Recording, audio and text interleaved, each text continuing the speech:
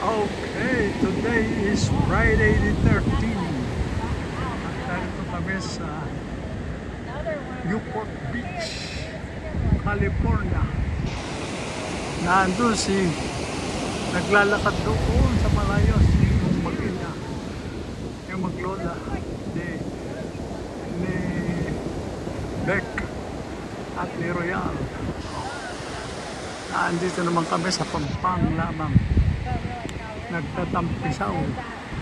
Kakaunti ang tao ngayon dito dahil mahigpit si Trump sa mga turista kasi. Maraming natatakot. Ayan, kakaunti. Na dati iti punong-puno ng tao. Ngayon ay paano na? Kulimlim.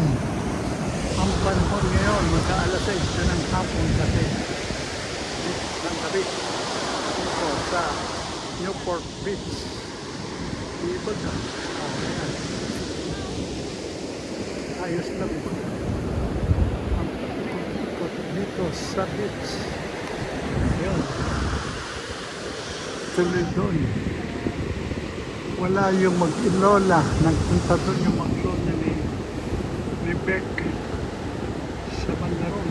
Ako hindi makapunta dahil hindi ko nadala ang aking short at chinelas. Aching!